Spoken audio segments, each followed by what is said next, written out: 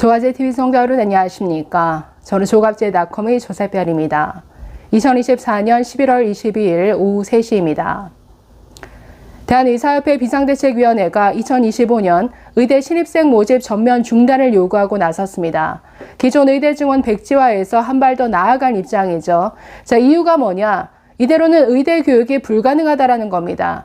내년에 7,500명이 한꺼번에 수업 듣는 사태가 현실화되었는데 이대로는 입학을 시켜도 교육이 불가능하다. 돌팔이 양산교육만 될 뿐이다. 그렇게 되면 국민 생명이 위협받게 된다는 논리인데 그러면서 윤석열 정부에 맞서서 강력하게 저항하고 투쟁하겠다라는 의지를 밝혔습니다. 자, 이 내용 좀 소개해 드리도록 하겠습니다. 자, 어제 저녁에 1차 비대위 전체 회의가 있었고 오늘 오전 그 결과를 브리핑하는 자리에서 이런 입장이 나왔습니다. 먼저 박형욱 비대위원장이 짧은 입장문을 읽었고 이어서 기자들과의 질의응답이 이어졌는데 오늘 강조했던 것은 의대 교육이 불가능하다. 이 점에 집중했습니다. 자, 기자들은 벌써 수능이 끝났고 수시와 정시가 진행 중인데 수험생들의 혼란은 어쩌라는 거냐 이런 질문을 쏟아냈는데 자, 이에 대해서 박 위원장은 수험생들의 혼란은 안타깝지만 입학이 끝이 아니다. 입학하더라도 제대로 교육시킬 수 없다라는 게 지금 더 중요하다라고 강조했습니다. 자, 그러면서 우리 사회가 입시만 중요하게 생각하지 정작 진정한 교육에는 관심이 없는 것 같다라고 말하면서 이 모든 책임은 시간 끌기만 해온, 즉 대책도 없이 시간만 끌어온 이 정부 교육부에 그 책임이 있다라고 밝혔습니다.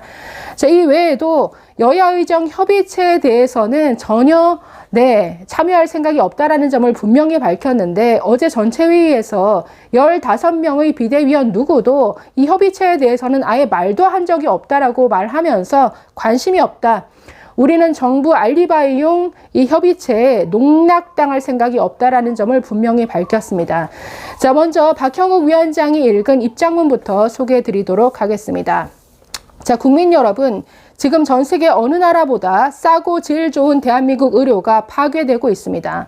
윤석열 정부의 의료농단이 그 시발점입니다. 윤석열 대통령은 집권 이후 어느 날 갑자기 느닷없이 여기저기 카르텔이라 낙인 찍고 칼을 휘둘러 왔습니다.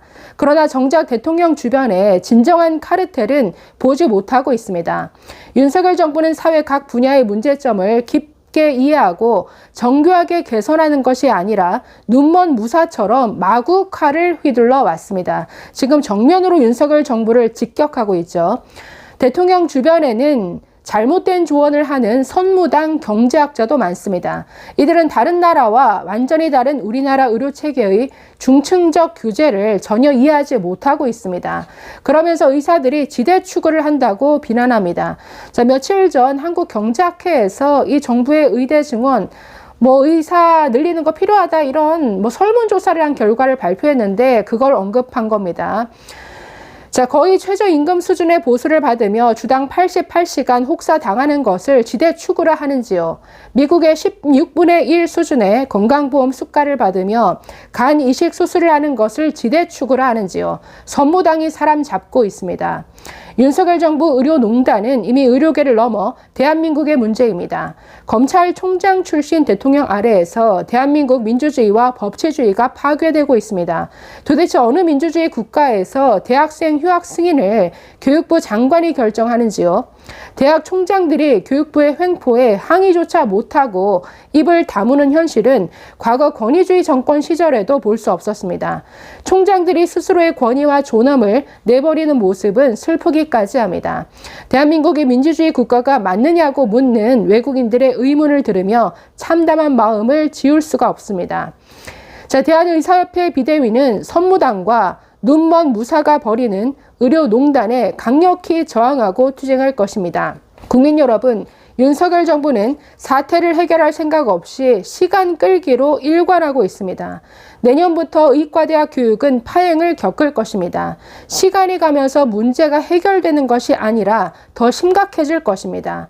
해부학 실습 등 기초의학 실습과 이후의 병원 임상 실습은 파탄으로 이어질 것입니다.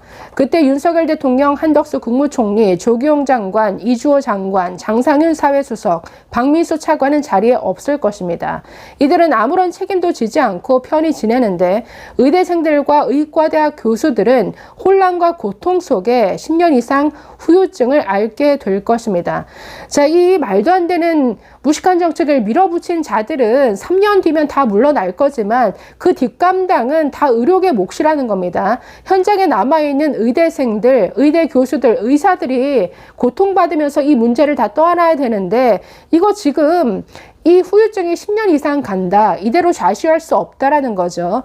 계속 보시면 의료계가 끝까지 정부의 무모한 정책을 받아들일 수 없는 이유입니다. 합의할 수도 없고 합의한다고 문제가 해결되지도 않으며 저들에게 면죄부만 주기 때문입니다. 대한의사협회 비상대책위원회는 의료농단의 역사에 이들을 기록하고 끝까지 이들의 책임을 추궁할 것입니다. 중재는 하기 싫고 중재자의 모습만 노리는 여당 국민의힘의 죄과에 대해서도 끝까지 책임 추궁할 것입니다. 자, 이에 세 가지를 결의했다라고 하면서 이 세 가지를 밝히는데 첫째, 자, 비대위는 정부의 의료농단에 맞서 싸워온 대한전공의협의회 비상대책위원회와 대한의과대학 의학전문대학원 학생협의회 입장을 적극 지지한다.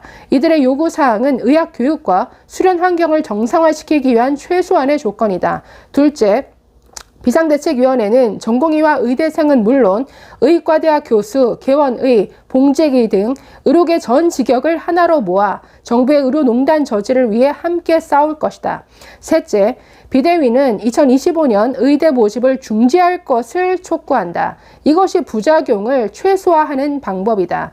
3,000명을 교육할 수 있는 환경에서 갑자기 6,000명, 7,500명의 의대생을 교육하는 것은 불가능하다. 정부가 이를 무시하면 의대 교육 환경은 파탄으로 갈 것이며 그 후유증은 10년 이상 이어질 것이다. 자, 세 번째가 핵심인데, 자, 지금 의대 증원 백지화가 아니라 지금 7,500명 수업 듣는 게 현실화됐기 때문에 이제는 아예 모집을 중단하는 게 이게 부작용을 최소화하는 것이다 라고 밝혔습니다. 자, 그래서 지금 이 비대위를 중심으로 모든 의료계 직역이 하나로 똘똘 뭉치겠다라는 의지를 강력히 피력하고 있는데, 자, 이어진 기자들과의 질의응답에서도 의대 교육이 불가능하다라는 점에 초점이 맞춰졌는데, 박형욱 위원장은 정부가 7,500명을 어떻게 교육시킬지 그 대책을 내놔야 하는데 아무런 대책이 없다. 그러면서 교육이 불가능하다는 의료계 현장의 목소리는 전혀 듣지 않고 있다라고 지적했습니다. 자, 그러면서 왜 교육이 불가능하냐 이렇게 설명하는데, 자, 해부학 실습을 예로 들면서 과거에는 의대들이 본과 3학년부터 해부학을 가르쳤지만 지금은 예과 2년으로 많은 의대들이 내려와 있다라는 겁니다. 그렇기 때문에 내년 1년만 지나게 되면 해부학, 생리학 실습을 하게 되는데 7,500명 한꺼번에 듣는 거 불가능하다라는 겁니다. 또 그걸 넘어가면 의대 본과 3, 4학년부터는 병원을 돌면서 임상 실습을 해야 되는데 7,500명 한꺼번에 불가능하다. 자, 그렇기 때문에 교육이 제대로 이루어질 수 있을지를 교육부가 판단해야 되는데 전혀 여기에 대해서 아무런 생각이 없다라는 거죠.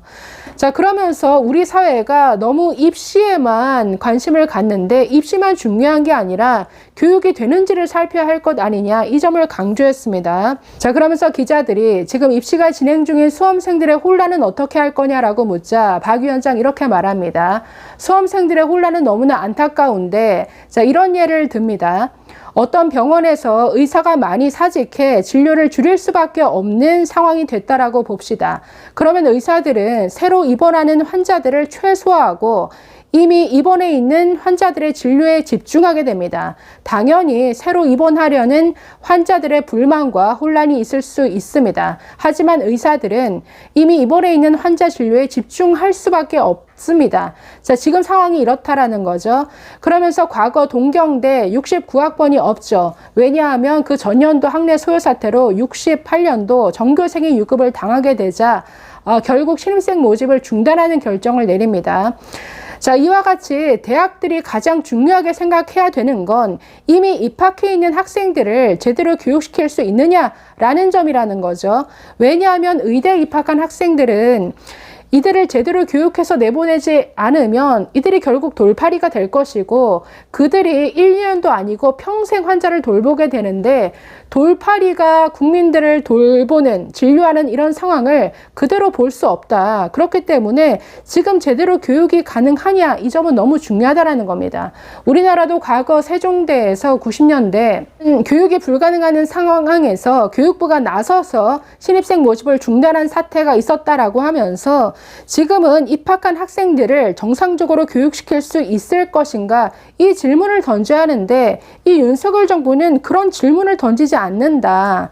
정말 입시에만 관심이 있을 뿐이지 진정한 교육에는 관심이 없는 것 같다라고 강조했습니다. 자, 그래서 오늘 의대 교육이 불가능하기 때문에 지금 이건 당장 어떤 뭘 조정해서 타협하고 이럴 수 있는 문제가 아니고, 지금은 교육이 안 되면 이건 국민 생명이 위협받는 상황으로 직결되기 때문에 이건 타협의 여지가 없는 문제다라는 점을 강조했습니다. 그러면서 전면 신입생 모집 중단을 요구한 것이죠. 자, 지금 비대위를 중심으로 똘똘 뭉치고 오늘 각 의료계 직역들이 이건 모두 의료 시스템에서 생기는 문제다. 그렇기 때문에 각자의 처지를 이해하고 서로에 대한 비난을 하지 않으며 서로 뭉쳐서 이 사태를 해결해 나가겠다라는 의지도 밝혔는데, 자, 중요한 건 이 정부의 반응을 어떻게 이끌어낼 것인가, 정부가 얼마나 효과적으로 이 목소리에 호응하게끔 만들 것인가, 여기에 이제 고민을 해야 될 것 같습니다. 앞으로 의료계가 더 큰 숙제를 안게 되었는데 앞으로 어떤 강력한 투쟁을 이어갈지 좀 지켜봐야 할 것 같습니다. 감사합니다.